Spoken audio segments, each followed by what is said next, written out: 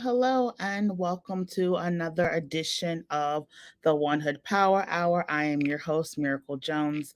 I'm coming to you this election eve. But before we get started, we want to first give, our thoughts and prayers to the people in Buffalo who are, dealing with a horrendous incidents of anti-Black violence and a hate crime that happened there, as well as the people in LA dealing and people in Texas dealing with anti-Asian violence and gun crimes that happened, last week and Sunday, and a whole lot of people who have been impacted by gun violence over this past week. And again, a reminder that all acts of gun violence are a public safety failure of public policy. And again, this is why we advocate so much for an investment in our communities and support and resources. So we wanted to start off the top of the hour just reminding people, that there is so much happening in the world. And this is one of the reasons why it's so important to vote and to reach out and to ask for help and to demand help and demand investments in community. And again, as this is election eve, we also want to give, healing prayers to Lieutenant Governor John Fetterman, who over the weekend announced that they had suffered a stroke. Of course, they're expected to make a full recovery, but we just wanted to begin the program with that, a little bit of that knowledge. And just again, a lot of people are going through a lot, so we wanted to give people, some support and let people know our thoughts and prayers as well as our actions are with them. And so, like I said, tomorrow is election day here in Pennsylvania. This week is election week across the U.S. This week and next week. On Tuesdays, there will be an election to decide who is going to win. Locally, nationally, come November. There's a lot of stuff happening, and here in Pennsylvania, we are a battleground state, so everyone is here in Pennsylvania. Majority of these races are competitive, sometimes for the first time in decades. And this is considered to be a multi-billion dollar, race state, which means that billions of dollars is funneling into Pennsylvania. Inside and outside investors are coming to Pennsylvania to support candidates, to stop candidates from winning. And so there's everything that you can think of politically is happening here in Pennsylvania, from voter suppression to competitive races to people being disenfranchised. So again, we remind people to vote tomorrow. Polls open at 7, close at 8 p.m. You have to be already registered to vote. Pennsylvania does not do same day or automatic voter registration. So please, only show up to vote if you are already registered to vote. It's going to be very imperative that this election we get a lot of great people in. Like I said, it's going to be a very competitive race in Pennsylvania.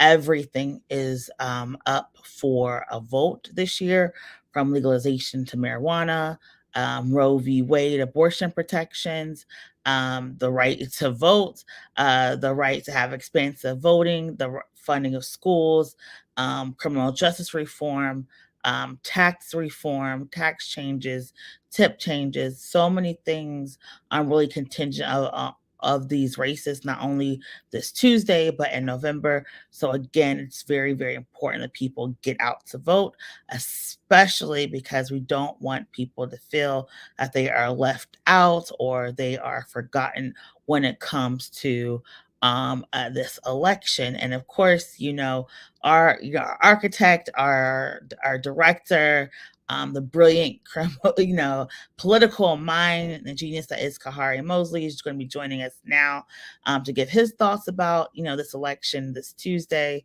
and why it's going to be really important and a very interesting race that Pennsylvania hasn't seen in a few years. So we're going to welcome to the program Kahari. And thank you for that wonderful, warm introduction.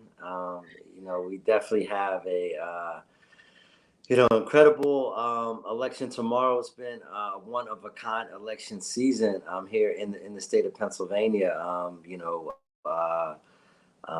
lot of unpredictable moments, and the unpredictableness of this election. It seems like it's going to follow us all the way through until the hours after the election, as the votes are going to be counted. I apologize for the delay. Had some technical difficulties, but really excited to be here. We know what's going to happen on the Democratic side for governor. Obviously, Josh Shapiro running unopposed will advance to the general election. Not as clear on the Republican side, though. Doug Mastriano does seem to be in the driver's seat on the Republican side, and then on the Senate side, again on the Democratic side, John Fetterman has had a very comfortable lead pretty much the entire primary season, and it will be interesting to see how the numbers bear out. But if the polls are correct, it does suggest that John Fetterman will be the standard bearer. We all wish him good health, given the recent reports, of the stroke that he suffered in the eastern part of the state over the weekend. But it does look like, unless there's a huge upset on the Senate side, it does look like Lieutenant Governor Fetterman will be the Democratic standard bearer, on the Senate for the Senate election. And then on the Republican side, we have three, candidates kind of log jammed at the front, two that have been, front runners from the beginning, Dave McCormick and Dr. Oz, and most recently, a candidate who's really come from behind, much like the Kentucky Derby, where there was a candidate that was, not polling much. But very recently, you have Kathy Barnett, also a candidate from the eastern part of the state on the Republican side, who now is more than in striking distance, but within the margin of error.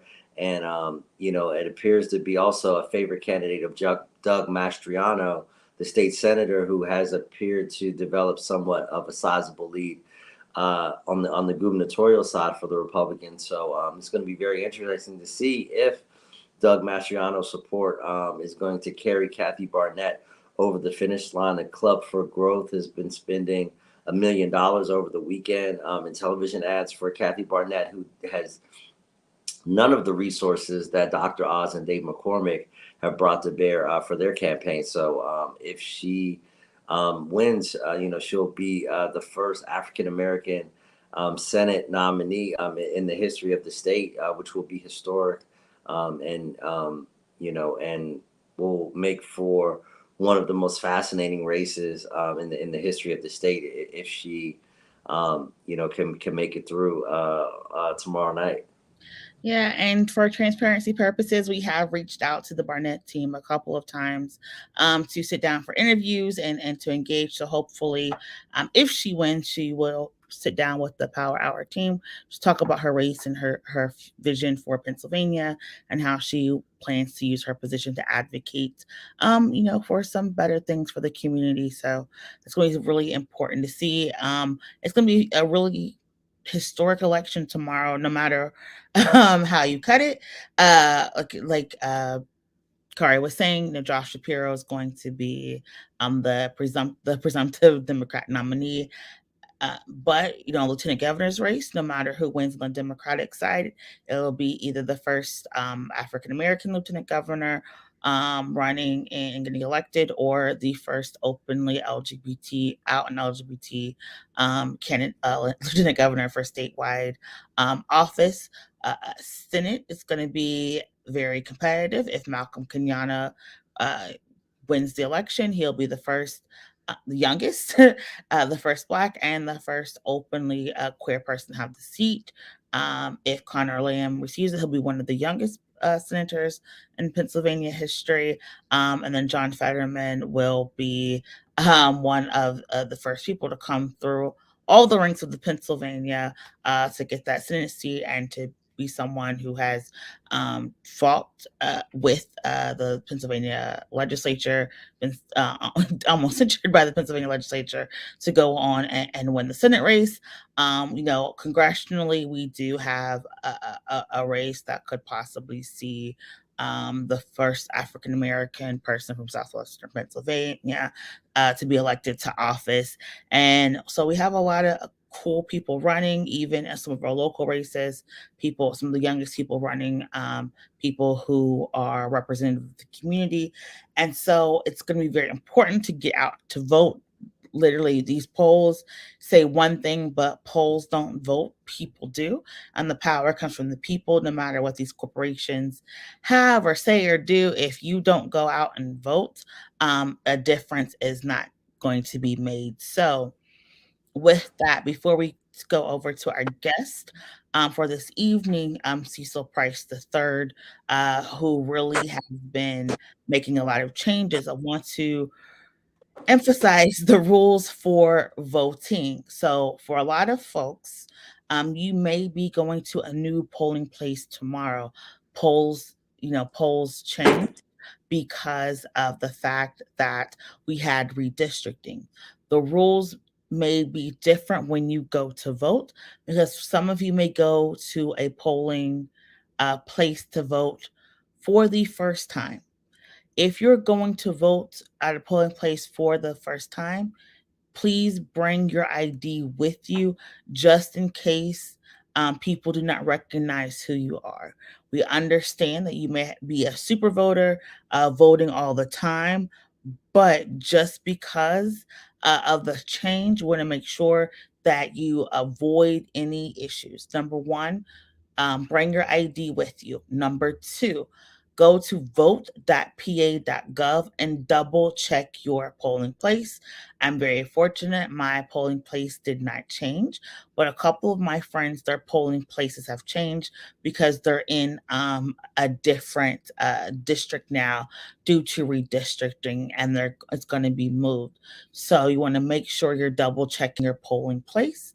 You also want to make sure that you are someone who did not sign up to receive a mail-in ballot, and you're not someone who has received a mail-in ballot. The reason why you cannot vote in person if you have a mail-in ballot, because again, it's one person, one vote.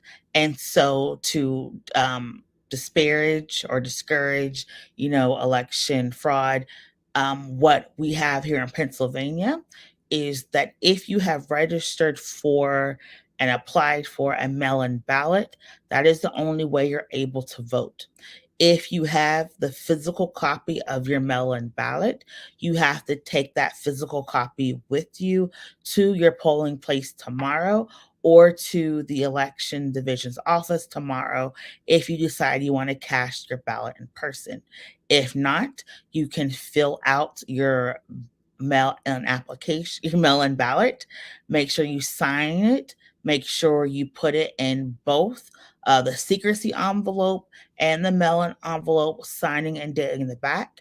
Take it either to your polling place or to your Board of Elections office. We're telling people to take it to the Board of Elections because it's too late to put your mail-in ballot in the mail. It will not be received by 8 p.m. on Tuesday. The last thing, if there is any type of issue with voting, you forgot your ID, you're not on the voter roll, you're in the wrong voting place, all type of things have happened. If nothing can get resolved, you will have to be given a provisional ballot. A provisional ballot is basically a ballot where you are counted, but your vote is not counted towards the total on Tuesday. It is counted to towards the final voter tally, and it is the last option for you to vote.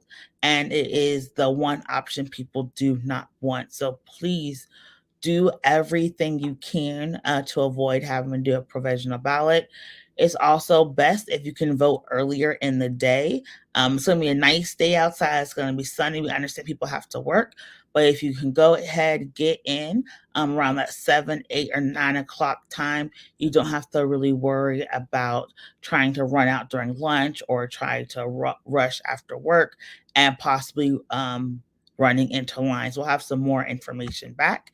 But we want to talk to our guest, Cecil Price, just a little bit about what he's doing and how elections has helped him bolstered his career. But before we get to our guest, we're going to bring Kakari back in, who's going to talk a little bit more about what you need to know about the elections, and then we'll bring Cecil on. A miracle. And I mean, you covered a lot of it. The polls will be open from 7 a.m. to 8 p.m. For those who filled out a mail ballot, which means that you filled out the application, received the ballot, filled it out, but haven't returned it yet. Do not put it in the mail. Please just drop it off at the Board of Elections before 8 p.m.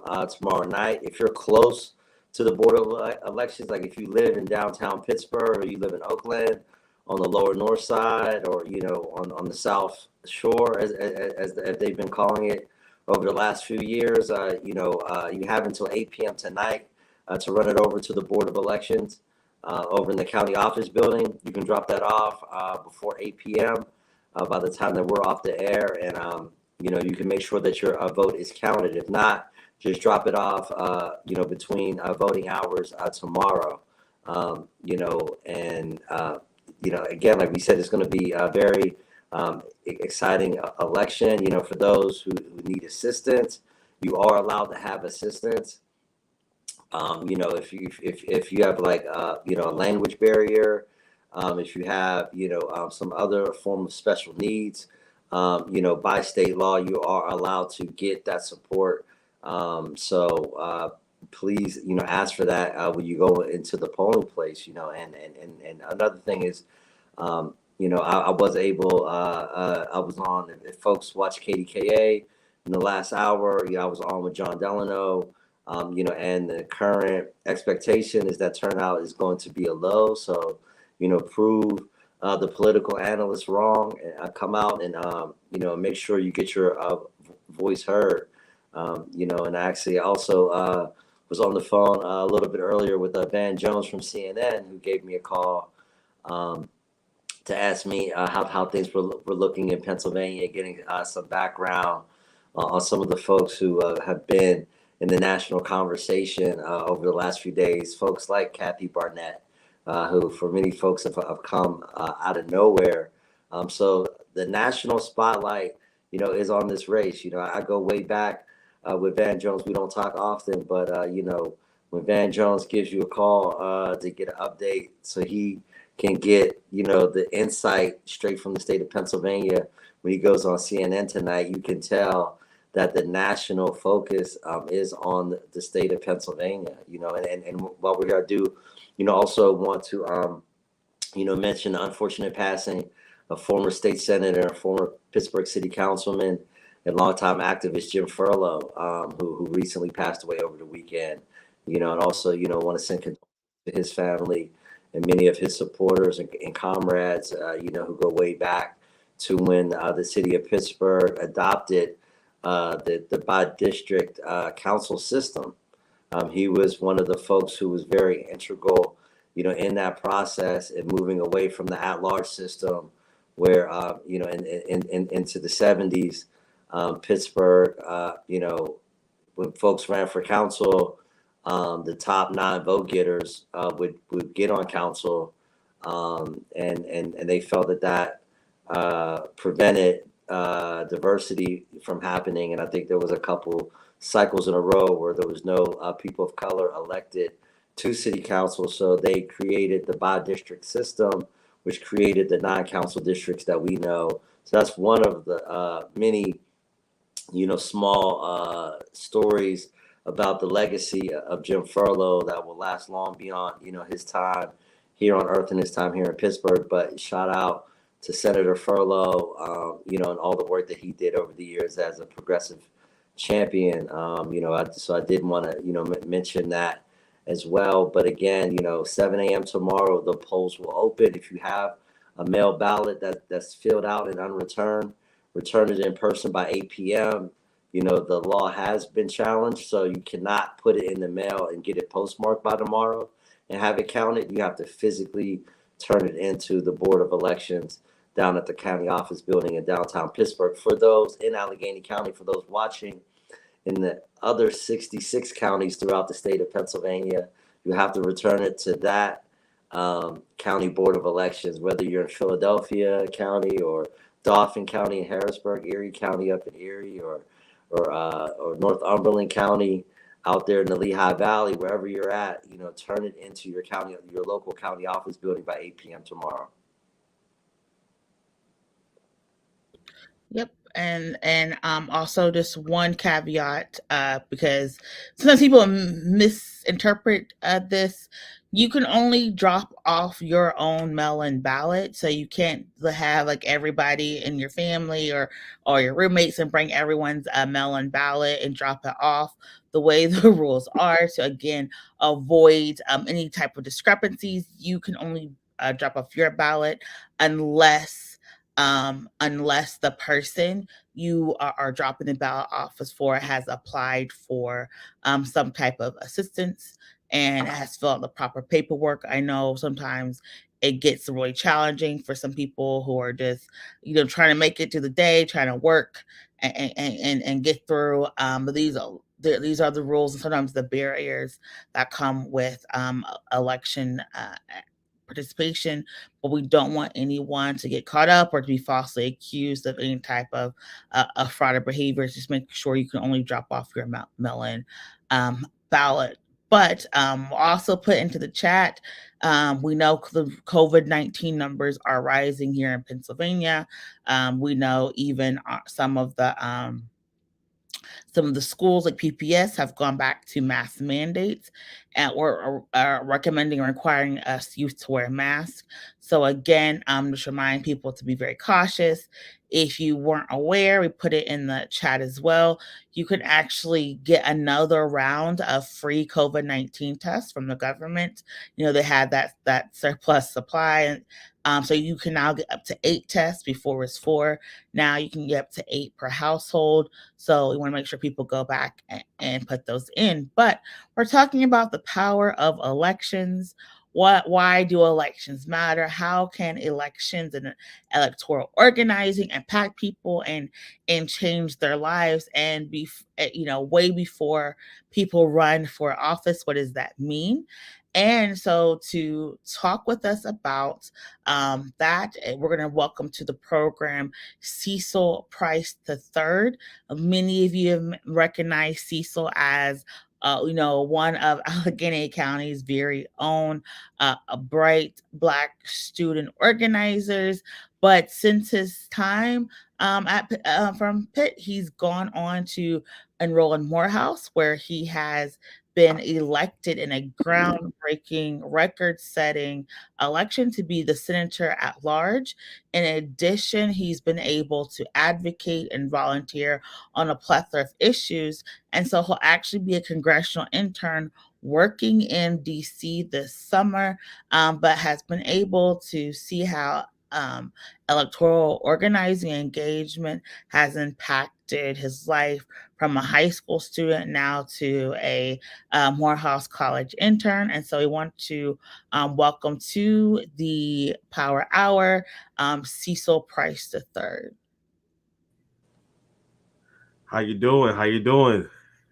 Welcome. Thank you so much for having me. Yes, we're so very honored that you took some time out to join us. I know you have a busy, a busy life. Not really a summer vacation really for you. No. But can you just talk a little bit about what you have been up to your first year at Morehouse? Yes. Well, once again, my name is Cecil Price III, and I would like to thank One Hood Power for even inviting me to this platform. But my name is Cecil Price III. I'm a Morehouse College Rising Junior, sociology major with a double minor in political science and education on the pre-law MBA track. I actually graduated from the Barack Obama Academy of International Studies, where I graduated as the first student body president and black male to be valedictorian. So I am a product of and a proud product of Pittsburgh Public Schools. So like I said before, I graduated the class of 2020. So I graduated as part of the COVID class. So due to COVID and the pandemic across this entire city, state, nation, and world, my entire first year at Morehouse College was virtual. So I was right here at DCU. We call that the crib university. I was right here in my bedroom. I'm actually in Pittsburgh right now. So this is the place where I did a lot of my schoolwork for my freshman year.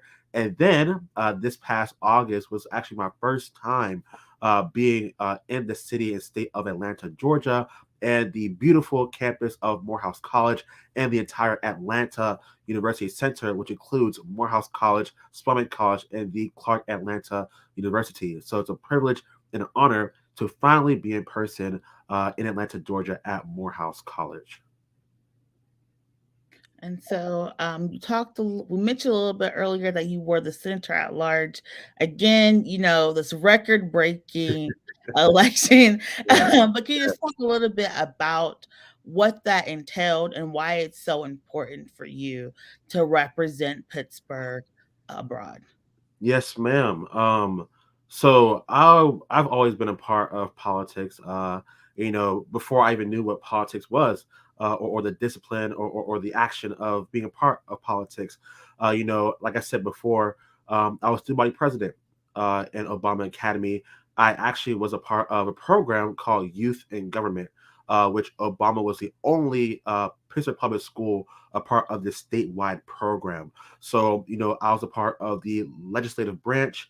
Then I became a part of, the Senate, and then I was the Secretary of Education. Then that was like my introduction to, politics and policy.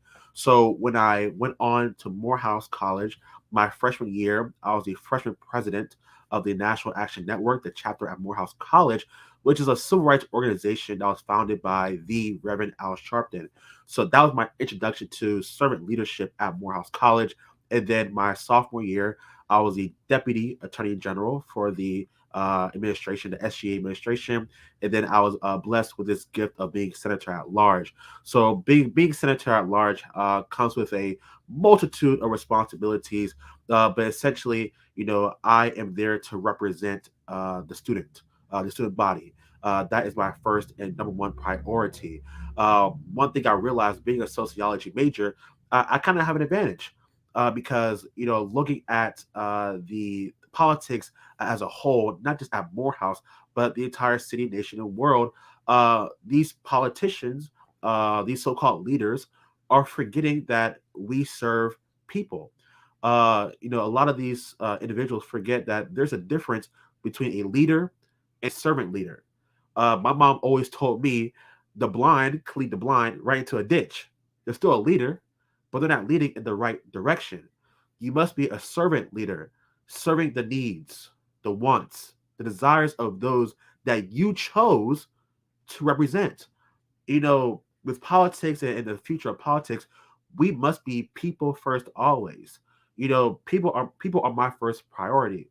You know, if you focus on politics, you forget about the people. The people are what drive politics. You can learn how to write a bill, you can't learn how to love people. So a few days ago, in this month, we saw the potential opinion and overturn of Roe v. Wade. That's preposterous. That shows how much of a decline we're going in this country we call the United States of America.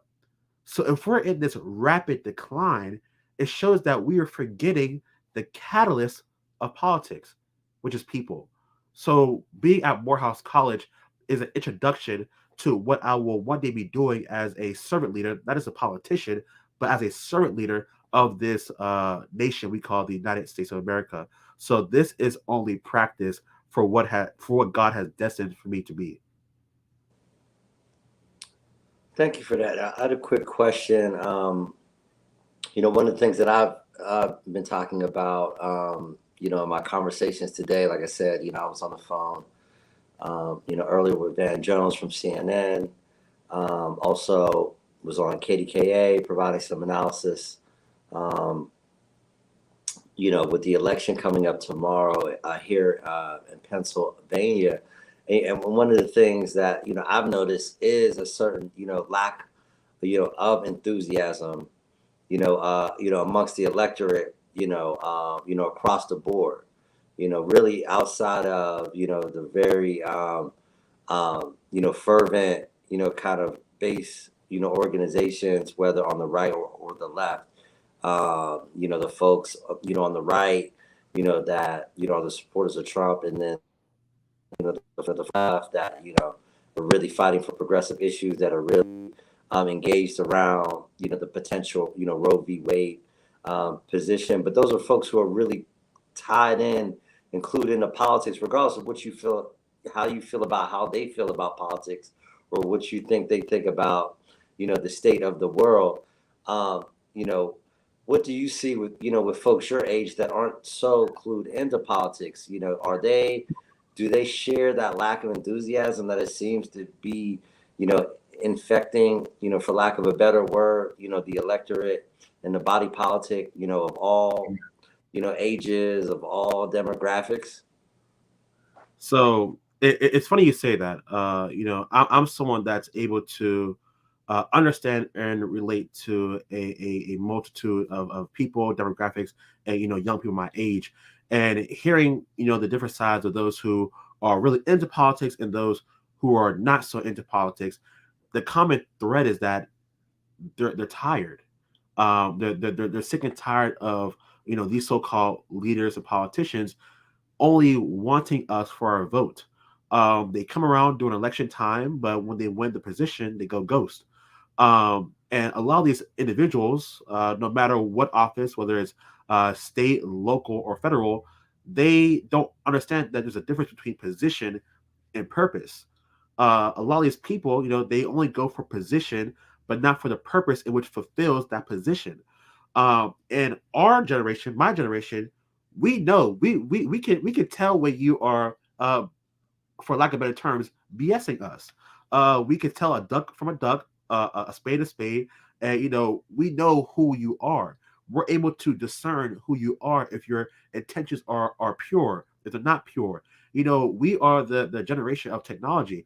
We're able to look up your name and see your entire track history of what you've done before your career, during your career, and after your career. So if you are only going for position and not purpose, which is people. Like I said before, people are my priority as a servant leader. You must be people first always. And if you're not for us, we won't be for you. So those who already weren't involved in politics are now so far gone that they don't care what happens to their city or their state or the entire country. But for those who are in politics and understands the importance of politics, are continuing to rally, to march, to hold these leaders accountable. So the common thread is that we're able to discern who you are, if you're really for us or against us. Thank you so much for that. I think that a lot of times people forget that they still have to represent the people, and and I heard a quote was like, if service is beyond you, so is leadership. So I really want to thank you for bringing that back. And I know you said that you had a busy summer when we talked earlier. You talked a little bit about being, a congressional intern. Can you just talk to people about that program that you're in, how you're working with the Legislative Black Caucus, and how that's something that people can look at to applying for their respective schools as well? Yes, ma'am. So at Morehouse College, I had the pleasure of being a part of a collective for those who are interested in politics, servant leadership, community empowerment, community engagement.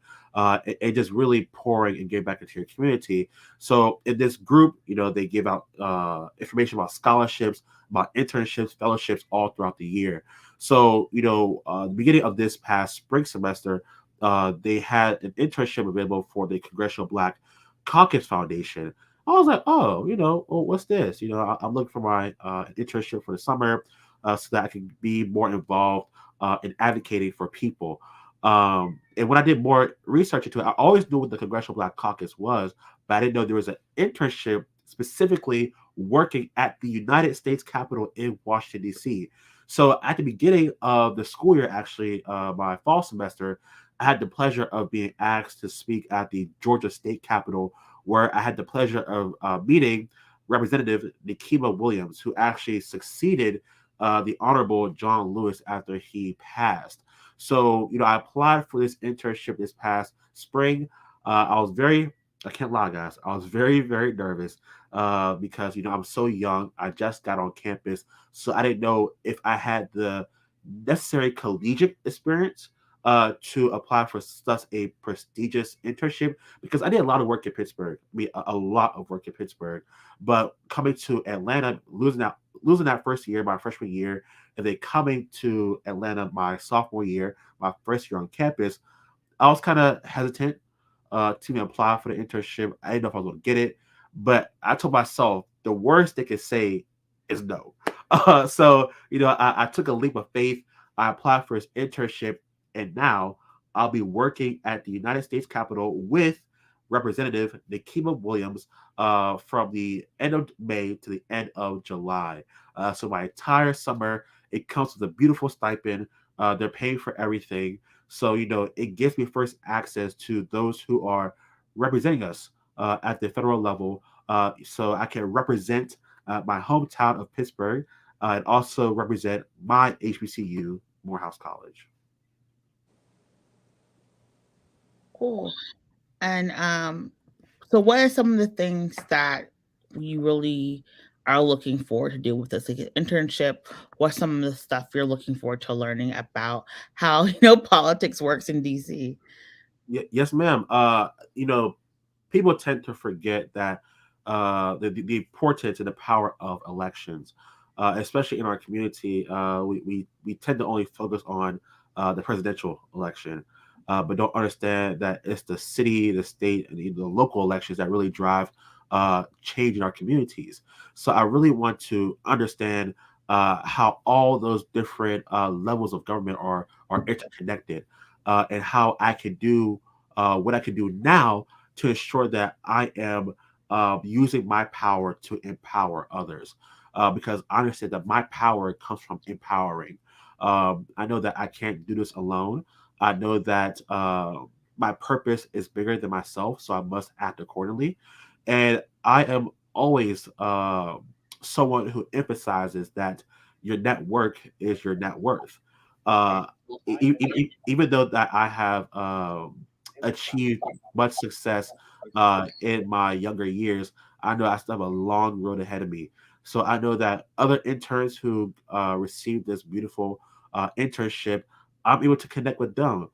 Different students who are also understanding the importance and the power of elections, who understand the importance of being a servant leader, who understand the importance of people rather than politics, who understand the importance that our entire political system is a two-party system that doesn't really work for people that look like us, that we are so polarized that we become blind to our own oppression.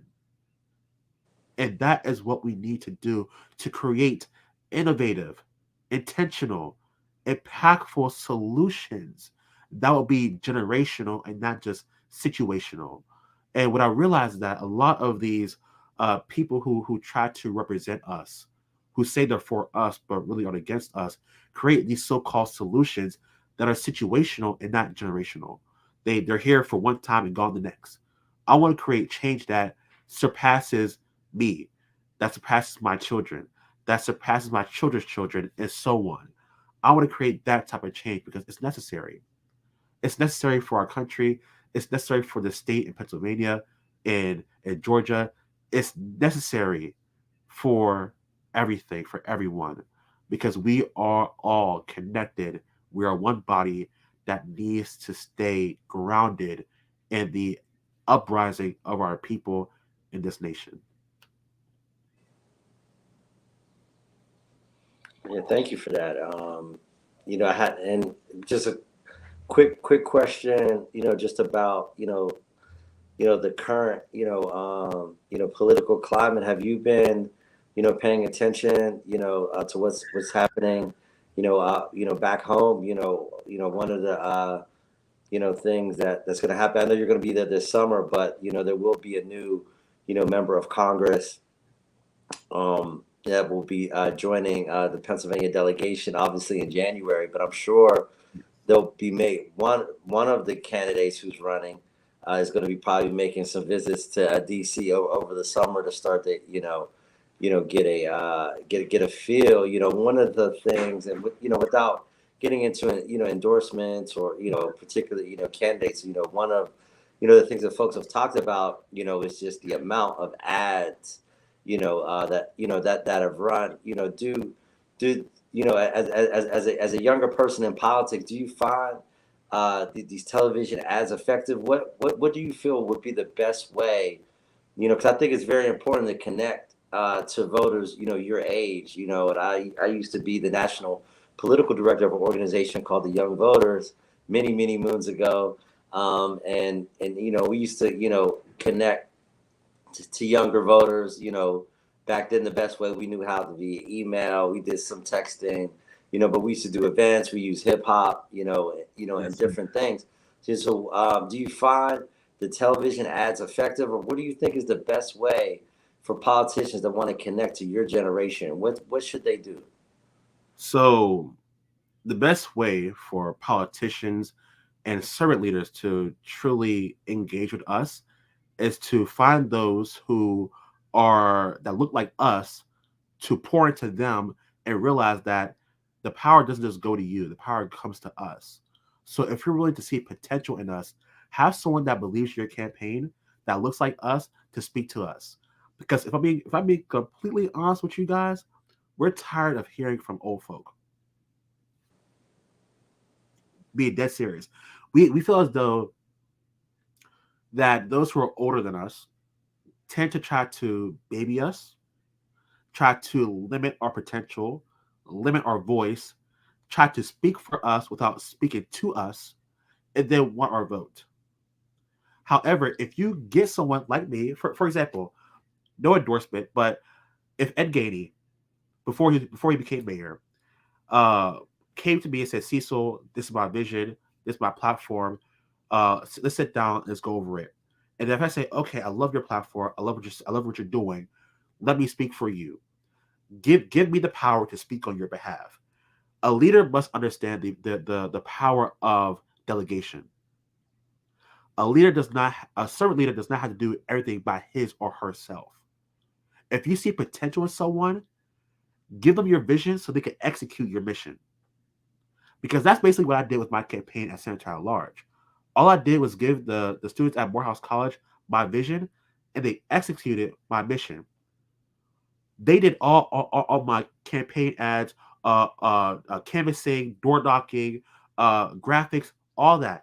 I did not have to do anything in regards to the actual execution of my mission for the campaign. All I did is say, I want this, I want to implement this, and they believed me enough to say, okay, we'll complete the rest for you. So when it comes to this next term of Congress here in Pennsylvania, actually I know two candidates very well, Jerry Dickinson and Summer Lee. Uh, and knowing them, they both have done great work in both of their professions, and I'll be more than willing to work with either of them. Um, but they both must realize that if they want us, they must pour into us and let us speak for ourselves. You don't always have to speak for us. We know who we are. We also know whose we are. So let us help you by helping ourselves.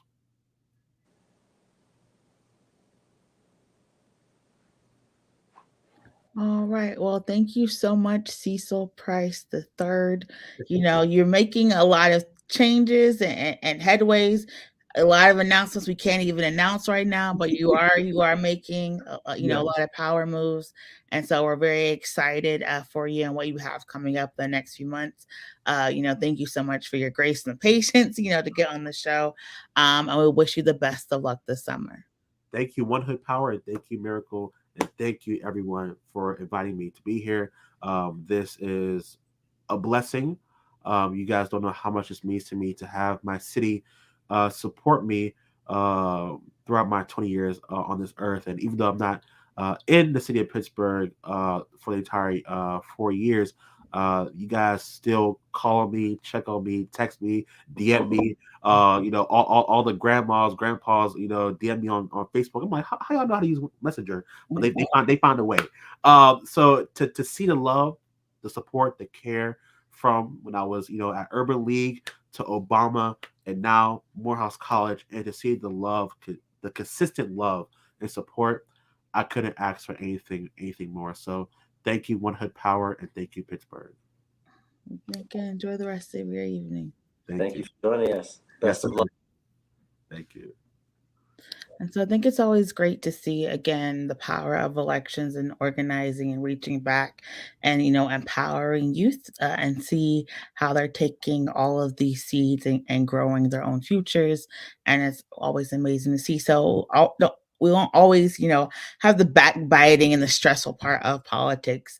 There is a lot of good that comes from that. And so, talking about politics, we have an election tomorrow. So I'm going to hand it over to Kahari, who can talk about our scorecards one more time. We're going to go over those and then repeat everything you need to know for the election tomorrow. So without further ado, Kahari.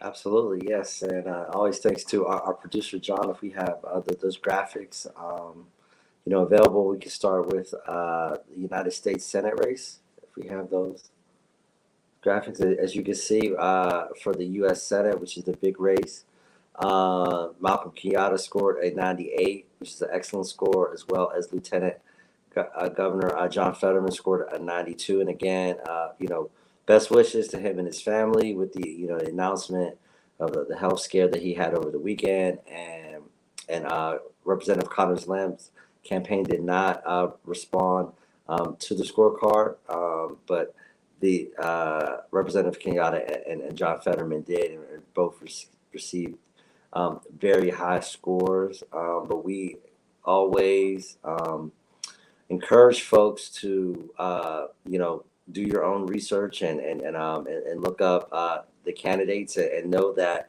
this process was based on a 20 question questionnaire, and specifically focused on how those 20 questions were answered. It had nothing else to do with who donated to the campaign or what kind of ads they're running, or a lot of the other elements outside of it that's outside of our control.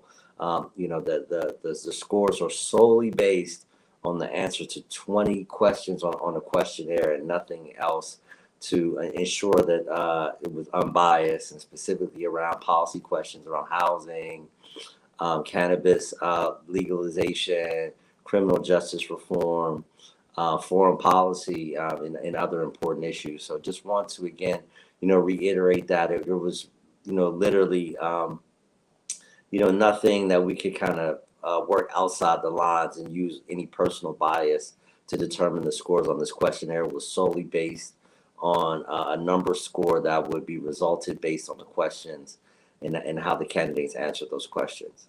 So now we can move to the next scorecard.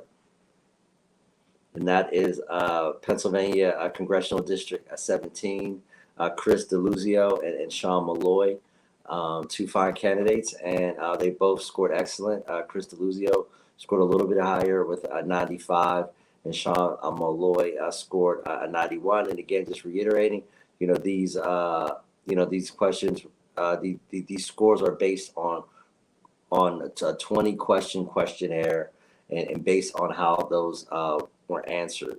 So again, this is not us making any judgment calls, giving Chris DeLuzio a higher score, because we like his haircut, or which NBA team that he's rooting for this spring. This is solely based on the answer the 20 questions.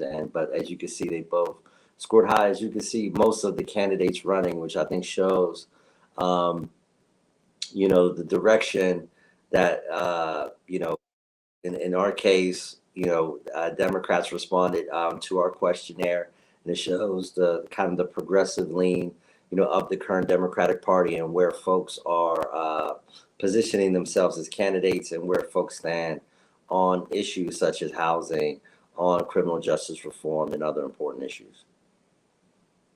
So we can move to the next scorecard, and this is the big race that everybody's watching, the race to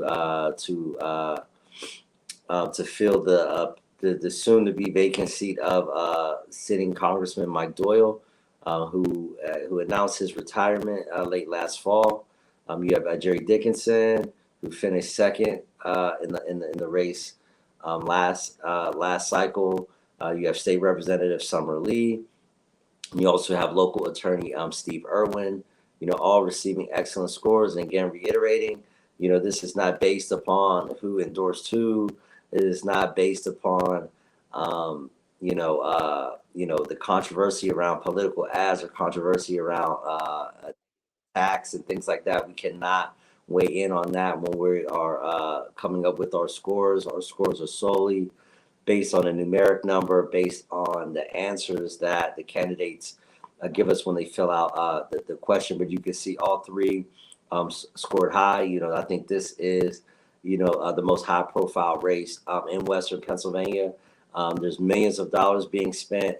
The commercials are going to continue to run until 8 o'clock tomorrow night. So this is a race where you're going to be watching very closely, and it's going to be very interesting to see, how it plays out. In many ways, this has become, a proxy, a battle between, the progressive wing of the Democratic Party and the established wing of the Democratic Party, and it shows in who's endorsed who. You have Michael Doyle and former Governor Rendell and Rich Fitzgerald and Bill Peduto supporting Steve Irwin, and you have Mayor Gainey and Elizabeth Warren and Bernie Sanders and State Representative Sarah Innamorato and County Councilwoman Bethany Hallam on Summer Lee's side. So it's going to be interesting to see how this race truly take shape, and which element of the Democratic Party emerges, because in DC,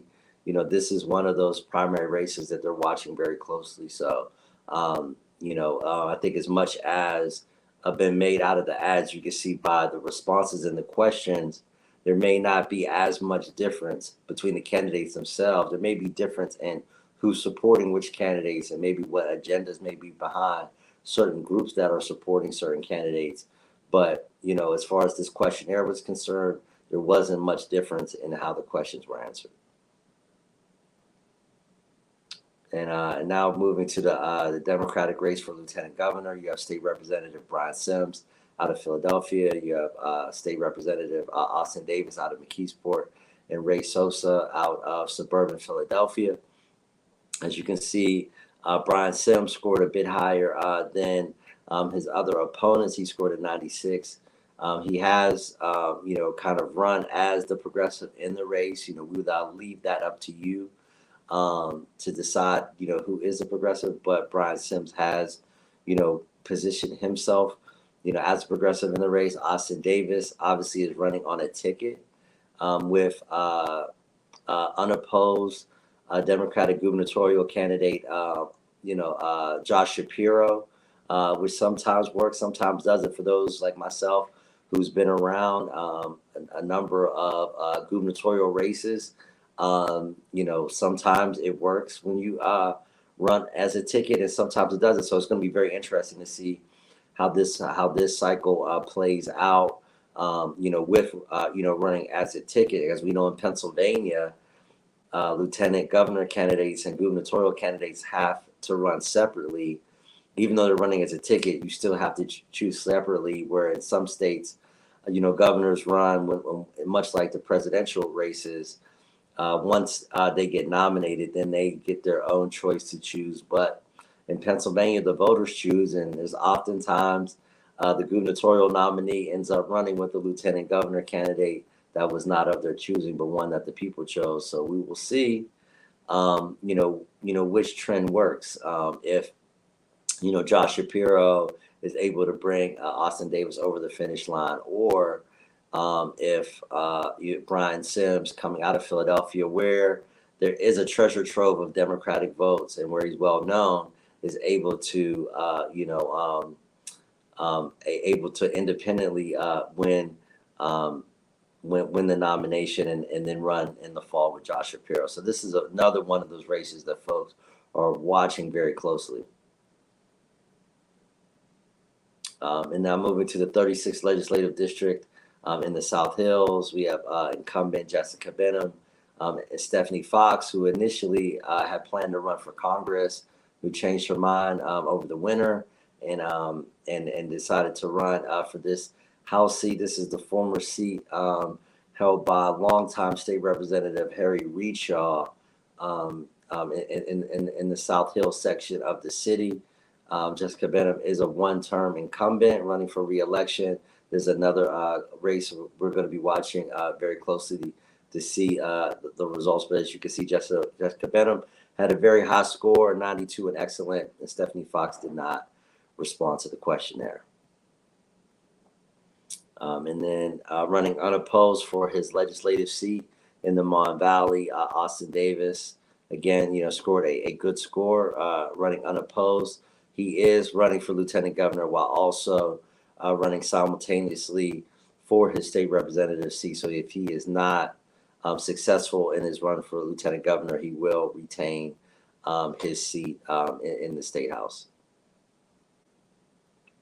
Now moving to the 34th legislative district, again, Summer Lee, who is also running for Congress, is also running to retain her state house seat. And if she is successful, much like if Austin Davis is successful in running for the higher office, they will then give up their seat come January, and then there will be a special election. Running against Abigail Salisbury, who also scored high on the questionnaire. So Summer Lee is running a campaign on two fronts, similar to Austin Davis. But if she wins both races, she will hold the state representative seat for the remainder of the cycle. And then in January, when it's time to get sworn in, she will be sworn in for Congress and then resign from the state house, and then which will trigger a special election next year, which would be the same thing that would happen in the 35th district if Austin Davis wins for lieutenant governor. So that's something we'll be watching, that there may be a whole another slew of special elections, much like earlier this year districts. Now moving to the 24th legislative district, we have 5 candidates running. Latasha Mays, Martell Covington, who is now the sitting state representative, who won the special election held recently and will serve the rest of the term for the rest of this year. This race will be who will decide who will represent the 24th legislative district starting in January. And as you can see, Latasha Mays, Martell Covington, and Randall Taylor had very high scores. William Anderson and Perlina Story did not respond to the questionnaire. As you can see, this was a very strong group. And again, now incumbent state representative Martell Covington will hold the seat for the remainder of the year. But if he is successful on tomorrow, then he will then begin a 2-year term starting in January. If not, one of his opponents he will serve out the remainder of the term, and one of his opponents, if successful, will begin the new term starting in January. So this is another one of the races we're going to be watching very closely tomorrow.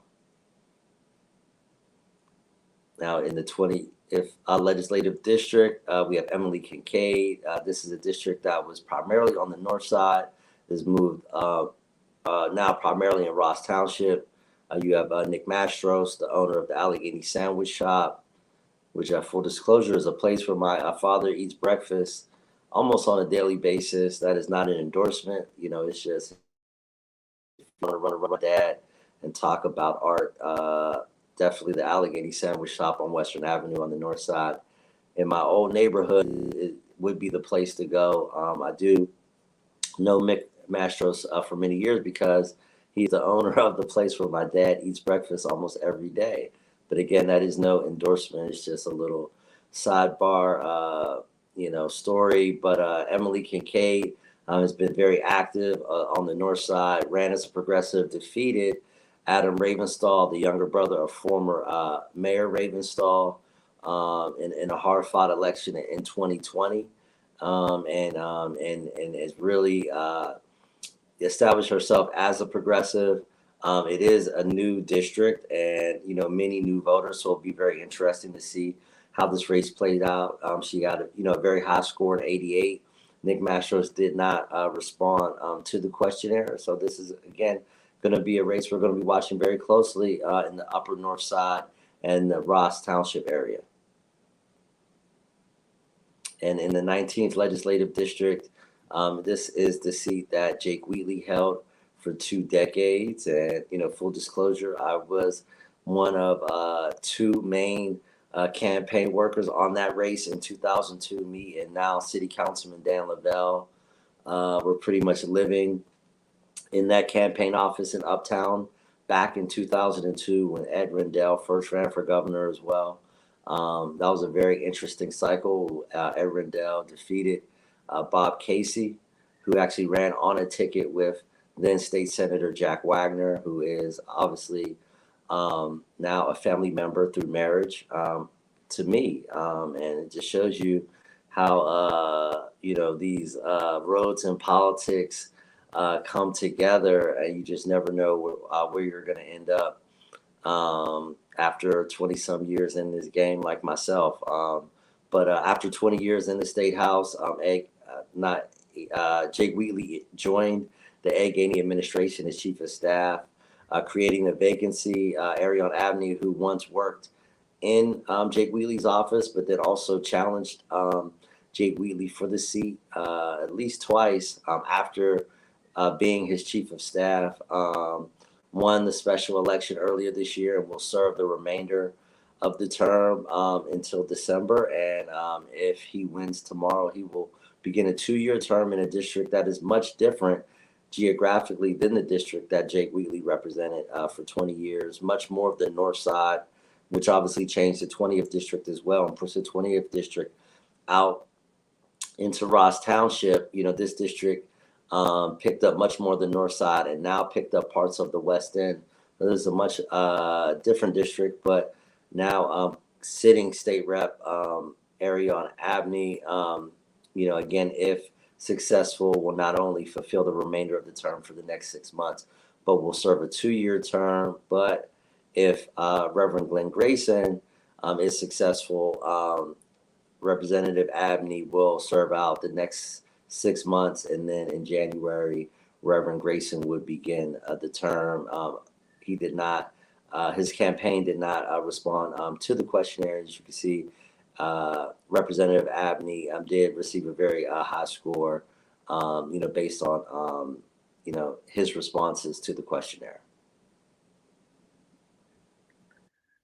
Yep. And that is our voting scorecards. As a reminder, we do not do endorsements as an organization, just because we want to give people our whole purpose is to empower people to make their own decisions. We get community input when we're asking people the questions and ask people, what they care about. But we do not do endorsements. We are a part of a couple of justice tables that will do endorsements, later on. We still have some really cool judicial things happening in the next couple of years that we'll be involved in. But as of now, we do not do the endorsements. So please look at the scorecards, read how we talked about them, and watch some of our past programming, our Sunday night sit downs to learn more about the candidates. A lot of people have asked, about the candidates. We did send these out. Some people just did not feel comfortable putting them on. A couple of people from other parties did say, great questions, but I got to run win the primary, and we'll see you. We'll see you in the general. So we don't discriminate against folks, but a lot of times just for their own political prowess, some people will wait to engage us in the general election. Number one. Number two, the election is actually not over tomorrow. Here in Pennsylvania, we have closed primaries. So what that means is you have to be a registered Republican or a registered Democrat to vote in the election, also to run for office. If you are not a Republican or Democrat, independent, or a third party voter or applicant, don't worry, because in Pennsylvania, you will have the next month and a half to get your senators together and to put your own campaign together to run for some of these seats. And this is also what people are going to be doing. So I want to remind folks that the election does not end tomorrow. We will not know who all these candidates are for the November ballot tomorrow. We still have independents and third party people who are going to enter various races. We have the Allegheny Party, the Allegheny Greens. We have the Libertarian Party. We have the Working Families Party. We have independents, libertarians, and some other folks. So people will still be running. So please, please, please don't think that because you can't vote on Tuesday, your vote will not count, your voice will not count. We will still have a general election, a Commonwealth wide open election in November. In addition, for our congressional seats, you do not have to live in the congressional district to run. And so, for people who are retiring, even for some elections next year, you're going to see some really competitive races. So, just keep that in mind. And with all of that, good luck in the voting tomorrow. You'll see, power out and about tomorrow. So, make sure you're out there at the polls. We'll be running to the polls, saying hi to some folks and stopping out here and there. And with that, I'm going to turn it over to Kahari to take us out.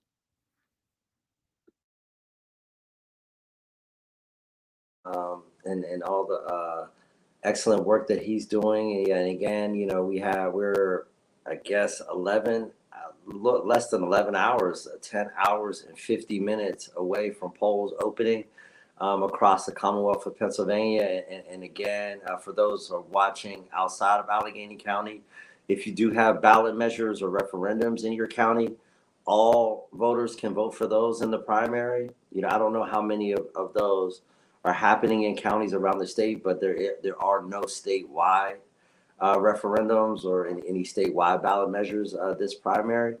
So that will not come into effect. But in future years, understand that during the primary election, voters of all parties, voters unaffiliated with a party can vote in primaries on ballot measures and referendums. It's just for the major party closed primaries are the elements that you can't vote for.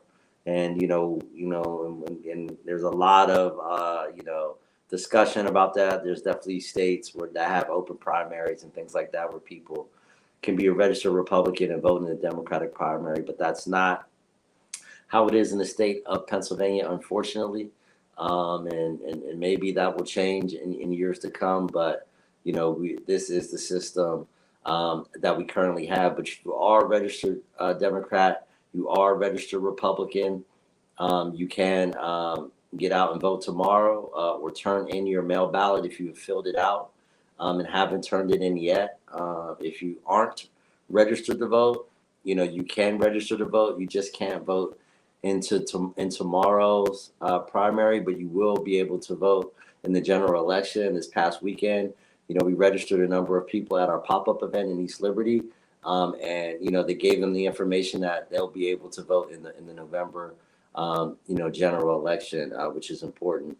But just know that that if you register to vote tonight, you're not going to be able to vote. We don't have same day or next day registration here in the state of Pennsylvania like some states. There's a 2-week deadline before the election that you have to adhere to be able to vote if you're not registered to vote. But hopefully we've given you some information, and definitely there's still time to make your decision.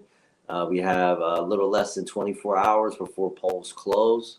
So again, we have a little less than 11 hours before polls open, a little less than 24 hours before polls close. So please, if you haven't done the mail voting thing or haven't gone in to the County Board of Elections and voted in person, make sure you get out to vote because they are predicting a low turnout. So prove the analysts wrong, prove the experts wrong, and make this, a high turnout midterm primary and make sure your voice is heard. And with that, thank you so much for joining us. Thanks to Cecil. Thanks for producer John. Thanks for all the candidates who either responded to the questionnaire or participated in our candidates forum or joined us on a Sunday night sit down. We really appreciate it. Best of luck to all the candidates. Regardless of your political leanings, it does take a lot of courage to run for office. Being the spouse of an elected official, I know what it's like to be married to someone who's been on the campaign trail for many times over the last decade and a half, and it's not easy, even for the folks that we disagree on every single issue with. It does take a lot of courage to throw your hat into the ring. So best of luck to everyone, and we will be back next week with a rundown of everything that happened tomorrow, and hopefully all the ballots will be counted by then, and we'll know who will be going on until November. And like Miracle said, the election is not over. This is just one process, and we're going to go to another process. We're going to spend the summer and the fall going through the process to decide who's going to be the next governor, who's going to be the next U.S. Senator for Pennsylvania. And actually, John Delano from KDKA mentioned that this is the first time since the 1950s that there's going to be an election to decide an open seat for governor and an open seat for the United States Senate in the same election in the state of Pennsylvania. So this is a very unique election cycle, the first time in 70 years that we would choose a new senator and a new governor in the same election. So with that, see you next Monday. Get out to vote. You got till 8 p.m. tomorrow night when the polls open at 7 a.m. tomorrow. Thanks again for everyone who joined us. Thanks to producer John, and always to my courageous colleague, Miracle Jones. Thank you so much for joining us. We'll see you next Monday. Take care. Have a great night.